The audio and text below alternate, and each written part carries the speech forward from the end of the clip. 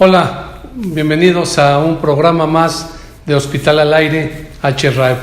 En esta ocasión estamos muy contentos porque tenemos a un gran amigo entre nosotros, al doctor Pedro Saturno Hernández. Gracias. El doctor Saturno es originario de España, de Murcia, tiene un máster en doctorado en salud pública por la Universidad de Harvard, ha trabajado en calidad de los servicios de salud durante más de 30 años.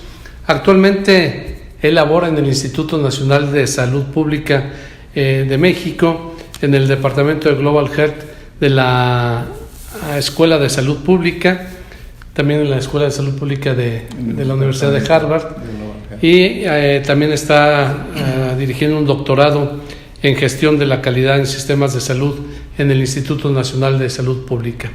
Hoy estamos celebrando los 12 años de existencia de este hospital y por esa razón el doctor Saturno nos hizo el favor de acompañarnos para dar una conferencia. La conferencia tenía que ver con las vías clínicas. Con la primera pregunta, dando la bienvenida al doctor, que nos platique qué son las vías clínicas. Sí, ya la primera dificultad para entenderlo es la pronunciación, porque se parece demasiado a guía clínica y no es lo mismo. Las vías son una herramienta que ya lleva muchos años experimentada, que sirve para planificar la calidad. ¿Qué quiere decir planificar la calidad? Anticiparse a ofrecer el servicio y diseñar cómo tiene que ser para que sea óptimo. Entonces, para hacerlo eso, primero se parte del tipo de paciente o del problema de salud sobre el que se quiere actuar o ofrecer el servicio, y se integra toda la evidencia y la organización que hace falta para que esa evidencia se aplique de forma óptima. Muy bien.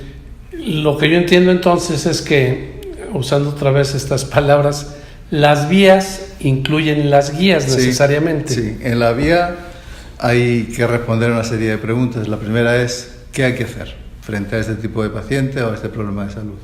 Y ese qué hay que hacer puede utilizar, y de hecho utiliza, las guías que existan, las recomendaciones sobre la evidencia científica que hay, claro, de qué es lo que hay que hacer para ese paciente. Pero va mucho más allá. Después del qué hay que hacer, hay que contestar cómo, hay que contestar quién, hay que contestar dónde y hay que contestar cuándo, de forma que quede perfectamente claro la forma de ofrecer el servicio, de quién es responsabilidad, cómo se coordinan con los demás, etc. En un hospital de alta especialidad como este, entenderíamos las vías clínicas desde el momento en que llega el paciente con una enfermedad compleja. ¿Desde ahí empieza a desarrollarse la vía clínica? Sí. ¿O se empieza a desarrollar desde el primer nivel de atención? Eso es una decisión que hay que tomar antes de empezar a elaborarla. Hay que decidir qué problema de salud o qué tipo de paciente y dónde empieza y dónde termina lo que quieres planificar. Claro. Si quieres hacerla muy amplia, pues puede incluir al primer nivel. Si quieres ceñirse a la trayectoria de ese paciente en el hospital, pues es solamente hospitalaria. Hay algunas que son incluso más reducidas, por ejemplo, desde que entra hasta que se decide que hay que intervenir. Pero lo normal y lo más frecuente y donde más fácil es la aplicación es precisamente en el medio hospitalario, por lo bien definido que está, llega y se va. Y entonces todo el camino, toda la vía que sigue el paciente mientras que está en el hospital es el entorno más fácil para poder definir una vía. Pero no quiere decir que no se puedan hacer. De hecho, también estamos haciendo el primer nivel. Y hay otra que es la de embarazo de alto riesgo, que es combinando primer nivel y segundo nivel. Pero eso es una decisión que se toma antes de diseñar la vía. Entonces yo quiero entender que con las vías clínicas vamos a poderle dar seguimiento al paciente, pero no solamente eso, sino va a tener claridad, sí, tanto el paciente como el trabajador, de las cosas que se deben de hacer y quién las debe de hacer. Y cuándo y dónde. Y cuándo y dónde las tienen que hacer. Para optimizar los recursos que se tienen y que la atención sea óptima, sea lo mejor que se pueda conseguir. Bueno, el día de hoy que nos diste la plática de vías clínicas, pues salió mucha gente del auditorio hablando de esta novedad. ¿Es novedad? No, en México sí, pero internacionalmente no. Las primeras experiencias son de los años 80, allá en Estados Unidos. Y desde el 2000 hasta ahora, pues prácticamente hay experiencias en todos los continentes y en numerosos países. Lo que pasa es que no sé por qué, pues aquí los intentos que se han hecho de planificar la calidad pues son buenos, pero parciales. No integran a todos los protagonistas o no tienen en cuenta todos los aspectos. ¿Y esa sería alguna razón? Porque, digo, se ha hecho muchos esfuerzos en México por el tema de calidad. La razón no la sé, la verdad. Okay. No puedo aventurar ninguna. Pero, por ejemplo, en las guías, no en las vías, se ha hecho un grandísimo esfuerzo, pero no con el enfoque de planificación de la calidad. ¿Por qué? Porque se plasma en las guías las recomendaciones de lo que hay que hacer, pero no hay nada en cuanto a planificar la implementación y a planificar la evaluación, ver si sirven, si no sirven, si se implementan, si no, y si no se implementan, ¿por qué? Entonces, como que se hacen muchos esfuerzos que no son completos porque no se tienen en cuenta todos los aspectos que hay que tener en cuenta. O sea, damos sugerencias, damos algunas ideas de cómo se pueden hacer las cosas, pero falta la parte del seguimiento, de la evaluación, etcétera. ¿no? Y vía que yo sepa no se ha construido ninguna completa. Y una cuestión muy importante en las vías es, lo explicaba ella, que son para un contexto concreto, de forma que al final se convierten en la forma de actuar frente a ese paciente de esa institución. O sea, si aquí haces una vía para el tratamiento, no sé, o dime un paciente que sea común, importante. El cáncer de próstata.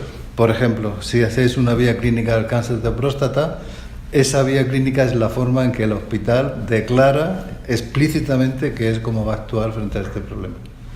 Entonces tiene que aterrizar toda la evidencia al contexto concreto de este hospital.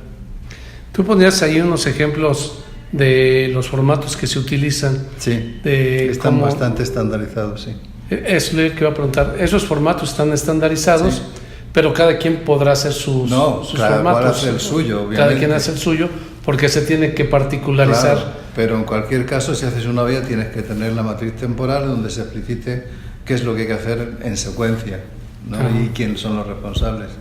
Tiene que tener una hoja de variaciones porque cuando las cosas no salgan como está previsto, pues hay que explicar por qué. A veces la vía está mal hecha, no se han tenido en cuenta cosas que se tenían que haber tenido en cuenta, o a veces esa hoja de variaciones sirve para ver hasta qué punto los problemas estructurales o de insumos o de lo que sea están impidiendo que la atención sea la mejor posible.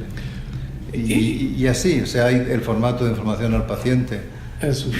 La vía clínica es una herramienta desde su inicio centrada en el paciente y tiene que tener ese componente de información clara para que el paciente también pueda participar en su proceso. O sea, tiene toda una...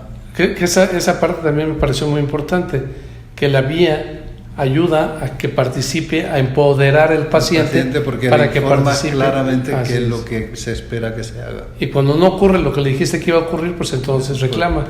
Más que reclamar, puede preguntar. O preguntar, ¿no? Pues a mí no me han dado la dieta que dice aquí que me van a dar, ¿no? O sigo con intravenoso cuando tenía dicen que ya debería estar con vía oral. Efectivamente. Bueno, pues yo creo que seguramente lo que ha faltado, a nosotros nos pareció muy interesante, es que no conocíamos con detalle o con más detalle a qué se refería esto de las vías clínicas.